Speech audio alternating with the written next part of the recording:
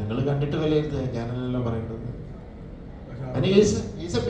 ഒരു തുടക്കക്കാരൻ എന്നുള്ള നിലയിൽ ഫിലിമിൽ അതിൻ്റെതായ ഹിക്കപ്സ് അതെല്ലാ ആക്ടേഴ്സിനും ഉള്ള പോലെ കാണും. ബട്ട് ഇത് ഇവഞ്ച്വലി നമ്മൾ എന്താ പറയുക, അർജുന ഡിസൈഡ് ചെയ്യേണ്ടത് എത്രത്തോളം ഹാർഡ് വർക്ക് ഇട്ട് അതിനെ ചെയ്യാന്നുള്ളത്.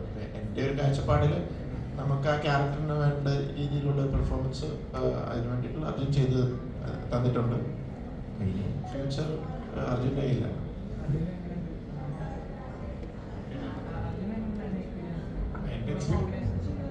എൻ്റെ എക്സ്പീരിയൻസ് പറഞ്ഞാൽ ലാൽ സാർ അവിടെ പറഞ്ഞിരുന്നെങ്കിലും ഞാൻ എക്സ്പെക്ട് ചെയ്യുന്നുണ്ടായിരുന്നില്ല. ഉടനെ വിളിക്കുന്നു അല്ലെങ്കിൽ എപ്പോൾ വിളിക്കുന്നു എന്നൊരു എക്സ്പെക്ടേഷൻ ഉണ്ടായിരുന്നില്ല. സോ പെട്ടെന്ന് വിളിച്ചപ്പോഴത്തേനും ക്യാരക്ടർ എന്താണെന്ന് എനിക്കൊരു ഐഡിയ ഉണ്ടായിരുന്നില്ല. പിന്നെ ഒരു ആസ്പിറന്റ് ആക്ടറിന് എന്തുകൊണ്ടും സ്വപ്നം കാണാത്തൊരു എൻട്രിയാണ് മിത്തു സാറിൻ്റെ മൂവി. ആസിഫൊക്കെ ആക്കിയമാണെങ്കിൽ ആ ഒരു എല്ലാവരുടെയും കൂടി ഒരു എൻട്രി കിട്ടുന്നത് തന്നെ വലിയ കാര്യമാണ്. അപ്പോൾ ഞാൻ വേറെ ഒന്നും ആലോചിച്ചില്ല. ഫസ്റ്റ് സെറ്റിൽ ചെന്നപ്പോൾ തന്നെ എനിക്ക് അപ്പറിന് ആയിട്ടായിരുന്നു ആദ്യത്തെ സീൻ തന്നെ. അപ്പം ഞാൻ കണ്ട് ടീമിൽ കാണുന്ന മൂവിയിൽ കാണുന്ന ആൾക്കാരൊപ്പം ഫസ്റ്റ് എൻട്രി ചെയ്യുമ്പോൾ സാറാണെങ്കിൽ ഞാൻ പേടിച്ചാണ് ഓഫ്കോഴ്സ് ആ സെറ്റിലേക്ക് ചെല്ലുന്നത്.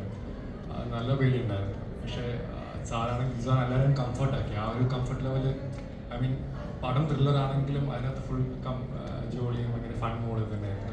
സോ ആ ഒരു കംഫർട്ടബിൾ നമുക്ക് ഞാൻ തെറ്റിച്ചാലും സാറ് തെറി പറഞ്ഞ ആളുണ്ടെങ്കിലും ആ ഒരു ഇതിൽ നിൽക്കില്ല. ആ ഒരു ഫണ്ണായിട്ട് തന്നെ എടുത്ത് മോൾഡ് ചെയ്തിട്ടാണ് ചെയ്തത്. പിന്നെ അതിൻ്റെ ഇറങ്ങുമ്പോൾ അറിയാം എങ്ങനെയിരിക്കും.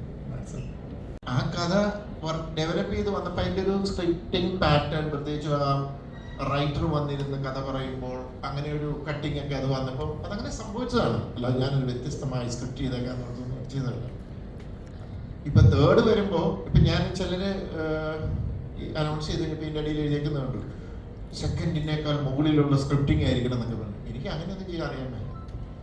തേർഡിൽ ഞാൻ കഥയെ അപ്രോച്ച് ചെയ്യുന്ന ഒരു രീതിയുണ്ട്. അവിടുത്തെ സംഭവവാസങ്ങൾ എന്താണ്, ആ സംഭവവാസങ്ങൾ എങ്ങനെ ഓഡിയൻസിലേക്ക് പ്രസന്റ് ചെയ്യണം, അതിനു വേണ്ടിയും സ്ക്രിപ്റ്റ് ചെയ്യുന്നു.